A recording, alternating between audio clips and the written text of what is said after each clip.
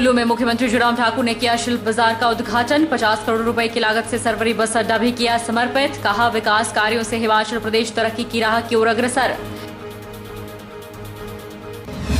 ऊना के मेंढी में श्रद्धालुओं के जत्थे का ट्रक खाई में गिरा, 2 की मौत, 9 घायल। घायलों को ऊना अस्पताल में कराया गया भर्ती। पुलिस जांच में जुटी। सभी श्रद्धालु पंजाब के तरन तारन के रहने वाले। सोलन में देवभूमि क्षत्रिय संगठन ने राज्यपाल को प्रेषित किया ज्ञापन। संगठन के नेताओं और अन्य लोगों को रिहाई की उठाई मांग। कहा, देवभूमि क्षत्रिय संगठन के लोगों के खिलाफ रचा जा रहा षड्यंत्र। और जोगिंद्रनगर की ऐतिहासिक धरोहर की झलक अब डिजिटल प्लेटफॉर्म पर। प्रशासन ने यूट्यूब पर पहली वीडियो एल्बम की लॉन्च। एसडीएम बोले, धार्मिक और पर्यटन दृष्टि से विश्व पटल पर लाने का प्रयास। नमस्कार, आप देख रहे हैं आज 24x7। मैं हूं जनीशा चौहान। मुख्यमंत्री जयराम ठाकुर ने ढालपुर में भारत सरकार के वस्त्र मंत्रालय की ओर से आयोजित शिल्प बाजार का शुभारंभ किया। वहीं सरवरी में 50 करोड़ की लागत से तैयार बस अड्डे के परिसर का भी शुभारंभ किया। उन्होंने कहा कि विकास कार्यों से जहां हिमाचल प्रदेश तरक्की की राह पर अग्रसर होगा, तो वहीं कई प्रकार की सुविधाएं भी आमजन के अलावा सैलानियों को उपलब्ध होंगी। मुख्यमंत्री जयराम ठाकुर ने कहा कि कोरोना संकट प्रदेश सरकार के लिए सबसे बड़ा संकट था, लेकिन उसके बाद भी आज करोड़ों रुपए के विकास कार्य लगातार प्रदेश में चल रहे हैं। जिला कुल्लू में भी 75 करोड़ रुपए के विकास कार्यों का उद्घाटन और शिलान्यास किया गया और आने वाले समय में विकास की दर को रुकने नहीं दिया जाएगा। मुख्यमंत्री ने कुल्लू में 2.79 करोड़ रुपए की लागत से निर्मित तहसील कार्यालय भवन और 56 लाख रुपए की लागत से निर्मित सरवरी फुट ब्रिज का उद्घाटन किया। मुख्यमंत्री ने 50 करोड़ की लागत से निर्मित अंतर्राज्यीय बस अड्डा का भी लोकार्पण किया और यह जिला के लिए महत्वाकांक्षी परियोजना है। इसके अलावा मुख्यमंत्री ने 11.41 करोड़ का बहुतकनीकी महाविद्यालय सेवबाग में अकादमिक खंड बी भवन और इसी महाविद्यालय में 9.73 करोड़ रुपए की लागत से बनने वाले 120 बिस्तरों की क्षमता के छात्रावास के शिलान्यास भी किया। सरवरी बस अड्डे के लोकार्पण पर मुख्यमंत्री ने कहा कि प्रदेश सरकार पीपीपी मोड पर प्रदेश में कई विकास कार्यों को अंजाम दे रही है, जिसमें बस अड्डों के अलावा रोपवे भी शामिल है।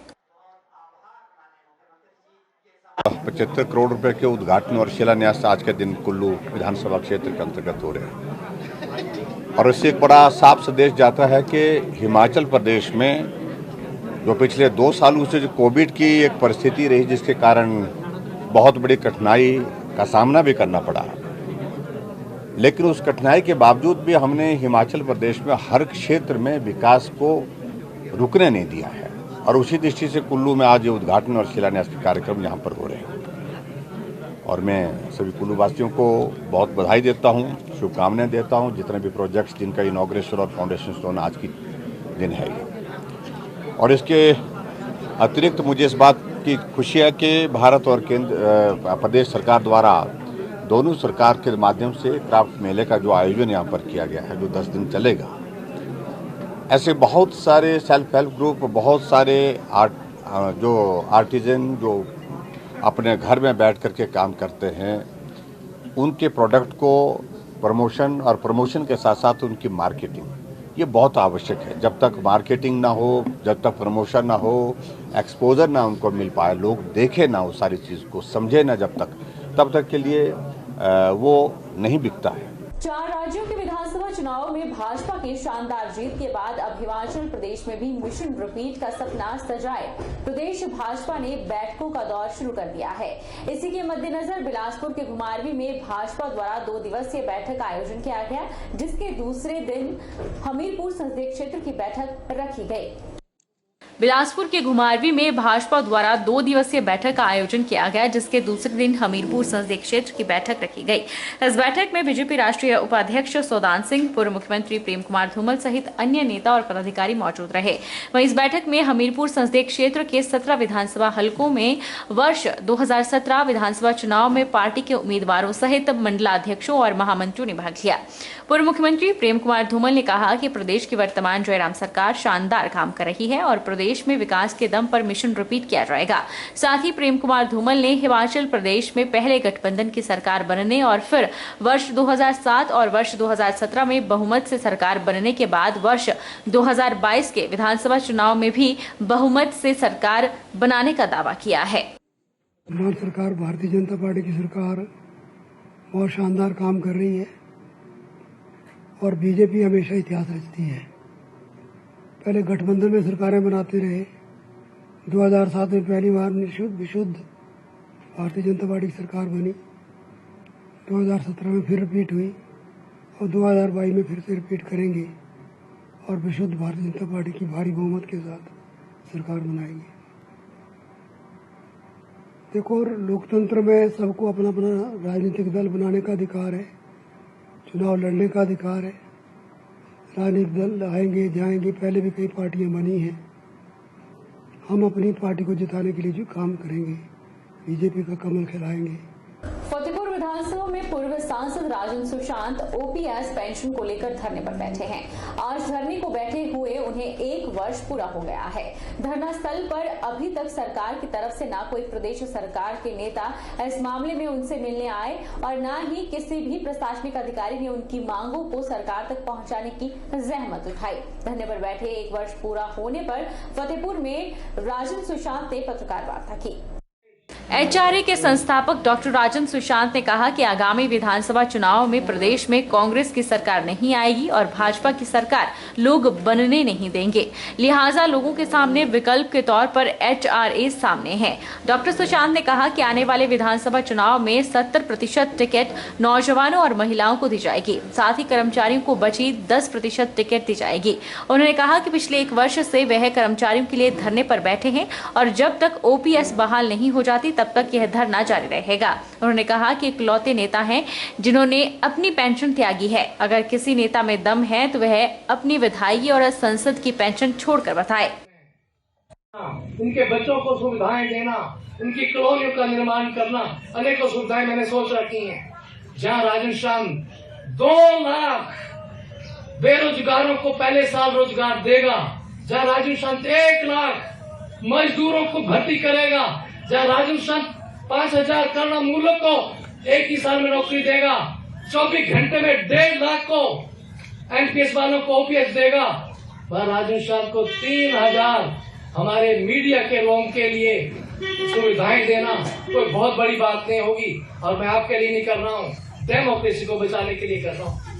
आपने देखा जयराम ने भी, कांग्रेस के एमएलए ने भी विधानसभा में पत्रकारों को भी चैलेंज कर दिया और टाइम पर एक्शन लो। गलती क्या है? हमारे सम्मानीय विधायकों का मान सम्मान को ठेस पहुंची है। क्या ठेस पहुंची है? इन्होंने लिख दिया इनके सैर सपाटे के लिए 4 लाख रुपए की घोषणा। क्या गलत बोला है? मैं 4 बार एमएलए रहा हूं। सुखविंदर सिंह सुक्खू जी और जयराम ठाकुर जी, सरकारी काम के लिए कमेटियां बनी हैं। हिमाचल के विधायकों की सारी कमेटियां हैं। Public accounts committee, estimate committee है, हेल्थ कमेटी है, सब विभागों की कमेटी है।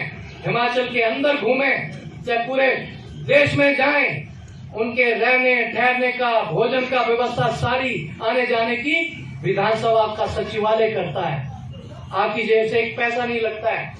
हिमाचल प्रदेश के जिला ऊना में श्रद्धालुओं से भरा एक ट्रक खाई में गिरने से 2 श्रद्धालुओं की मौत हो गई, जबकि 9 श्रद्धालु घायल हो गए। घायलों को ऊना के क्षेत्रीय अस्पताल में उपचार के लिए भर्ती कराया गया।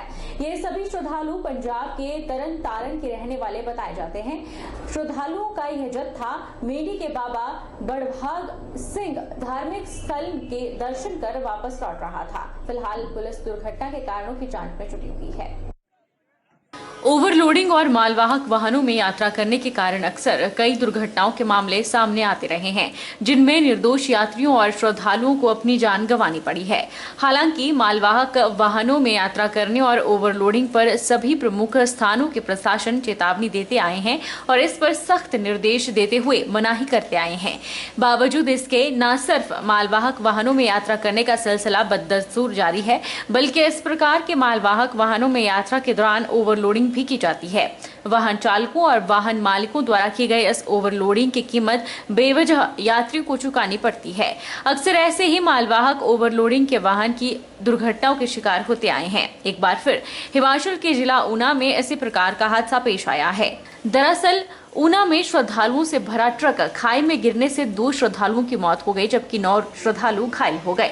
यह दर्दनाक हादसा सोमवार सुबह 11 बजे का बताया जा रहा है। पुलिस के अनुसार यह सभी श्रद्धालु पंजाब के तरन तारण के रहने वाले हैं, जो कि मेडी में बाबा बड़भग सिंह के दर्शन के लिए आए थे। दर्शन करने के बाद वापस तरन तारण लौटते समय ऊना के ठठल में इन श्रद्धालुओं से भरा ट्रक खाई में जा गिरा, जिसकी वजह से 2 श्रद्धालुओं की मौके पर ही मौत हो गई, जबकि 9 श्रद्धालु घायल हुए हैं। अन्य श्रद्धालु जो कि दुर्घटना के गवाह हैं, वो भी दुर्घटना का कारण नहीं बता पा रहे। उन्होंने अचानक ही ट्रक के पलटने की बात कही। पता नहीं लगा कि चक्कर हो कि दामी गड्डी पलट गई, केड़ा ना टूटा केड़ा नहीं टूटा, कि दामी गड्डी पलट गई। कोई गाड़ी कुछ नहीं, कोई नहीं, ना कोई तेज ना कोई, दामी पलट गई। तो जब गाड़ी पलटी उस समय गाड़ी में कितने लोग श्रद्धालु सवार थे? 30-35 आदमी। आप कहाँ से आ रहे थे और कहाँ जाना था? बाबा गोपाल सिंह से आ रहे हैं, तरन जाना। आप आपके साथ और लोग भी है परिवार के है। मेरा पोता है जिसको चोट लगी है, यहाँ ये है। वहीं ऊना सदर के कांग्रेस विधायक सतपाल रायजादा ने श्रद्धालुओं के उपचार का अस्पताल में जायजा लिया और अस्पताल प्रबंधन और प्रशासन से इस संबंध में जानकारी ली। कांग्रेस विधायक ने इस दौरान मालवाहक वाहनों में यात्रियों के जाने और ओवरलोडिंग की समस्या को फिर एक बार उठाया और इस पर लगाम लगाने की मांग की। जो श्रद्धालु है ये मत्था टेकने आए हुए थे और ये ट्रक में थे, और ट्रक में जब भी कैजुअलिटी ऐसी होती है, भगवान ने बहुत वो की कि ये कम कैजुअलिटी हुई। इसमें 2 जो है वो डेथ हो चुकी है और कई लोग घायल हो गए हैं और कुछ सीरियस भी है। और अभी ऊना हॉस्पिटल ने पुलिस की तैयारी कर रखी है। मैंने खुद आकर देखा है, यहाँ के जो प्रशासन है वो इसके लिए तैयार है कि अभी कुछ लोग आ रहे हैं, कुछ आगे हैं, लेकिन ये तरनतारा जिला से ये बिलोंग करते हैं, ये जितने भी श्रद्धालु हैं। तो जैसे ही मुझे पता चला, मैं खुद भी मैंने आके देखा, तो मैं हॉस्पिटल के जितना भी स्टाफ है, मैं इनको अभी बोलना चाहूंगा कि जैसे इनको पता चला, इन्होंने अपनी पूरी तैयारी कर रखी। स्वर्ण आयोग को कानूनी मान्यता देने के मामले में राजधानी शिमला में प्रदर्शन और चक्काजाम के दौरान हिंसा और बवाल के आरोप में पुलिस ने 11 लोगों को गिरफ्तार किया है। स्वर्ण नेताओं की गिरफ्तारी के विरोध में देवभूमि क्षत्रिय संगठन और देवभूमि स्वर्ण संगठन के बैनर तले नाहन में सैकड़ों लोग सड़कों पर उतरे और गिरफ्तार हुए लोगों को रिहा करने की मांग की। हमारी जो आज की मुख्य मांग है, देवभूमि क्षत्रिय संगठन, देवभूमि स्वर्ण संगठन गत 3 वर्षों से अपने संगठन को मजबूत करने के लिए, सरकार से अपने अधिकारों को लेने के लिए निरंतर आवाज़ उठा रहा है। बड़ा दुर्भाग्य है, गत 16 मार्च को सरकार के द्वारा जो हमारे देवभूमि क्षत्रिय संगठन, देवभूमि स्वर्ण संगठन के प्रदेश अध्यक्ष व तमाम कार्यकर्ताओं की जो गिरफ्तारी करवाई जा रही है, उसे लेकर के हम जिलाधीश महोदय को एक ज्ञापन आज देंगे। मांग हमारी ये है कि जो भी कार्यकर्ता हमारे प्रदेश के अध्यक्ष है, तमाम स्वर्ण संगठन के हमारे कार्यकर्ता है जो अंदर है, उनको तुरंत तत्काल प्रभाव से रिहा किया जाए। हाँ, मौन प्रदर्शन करने का यह दुर्भाग्य है। लोकतंत्र में रह करके भी हम लोकतंत्र के तरीके से भी अपनी आवाज़ को नहीं उठा सकते हैं। स्वर्ण समाज की सोलन इकाई ने उपायुक्त सोलन के माध्यम से प्रदेश के राज्यपाल को एक ज्ञापन सौंपा, जिसमें देवभूमि क्षत्रिय संगठन के नेताओं और पदाधिकारियों को रिहा करने की मांग की गई है। बता दें कि 16 मार्च को शिमला में किए गए प्रदर्शन के बाद देर रात देवभूमि क्षत्रिय संगठन के नेताओं और पदाधिकारियों को गिरफ्तार किया गया था। देवभूमि क्षत्रिय संगठन सोलन के जिला उपाध्यक्ष वीरेंद्र ठाकुर ने कहा कि 16 मार्च को शिमला में प्रदर्शन उनके द्वारा किया गया था, वो उनके हक के लिए था, लेकिन षड्यंत्र रचकर पथराव करके इस संगठन को तोड़ने की कोशिश की गई है। उन्होंने कहा कि देवभूमि क्षत्रिय संगठन के लोग खुद भी वीडियो निकालकर देख रहे हैं कि आखिर वे कौन लोग थे जिन्होंने पथराव किया। उन्होंने कहा कि सरकार के इशारे पर पुलिस ने संगठन के अध्यक्ष रुमित ठाकुर समेत अन्य पदाधिकारियों को पुलिस ने गिरफ्तार करने के बाद रिमांड पर लिया है, जबकि संगठन से से जुड़े यह पदाधिकारी पूरी तरह से बेकसूर और निर्दोष है। उन्होंने कहा कि पुलिस द्वारा अब तक 8 से 10 लोगों की गिरफ्तारी की जा चुकी है। स्वर्ण समाज की सोलन इकाई ने उपायुक्त सोलन के माध्यम से प्रदेश के राज्यपाल को ज्ञापन भेजकर संगठन के नेताओं और पदाधिकारियों को रिहा करने की मांग की है।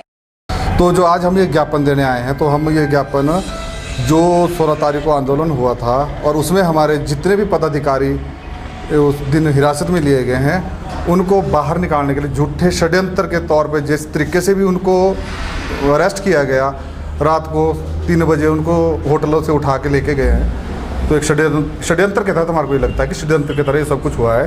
तो हम आज डीसी साहब के पास जा रहे हैं, राज्यपाल के डीसी के थ्रू हम आज एक ज्ञापन दे रहे हैं कि हमारे भाई जो भी निर्दोष है उनको जल्दी से जल्दी बाहर निकाला जाए और उनका जमानत पे या जैसे भी हो उनको आज या कल में बाहर किया जाए। 15 तारीख से लोग हमारे लोगों को घरों से डिटेन करने लगे, घरों से अरेस्ट करने लगे। ये पूरी तरह से सरकार की तानाशाही है।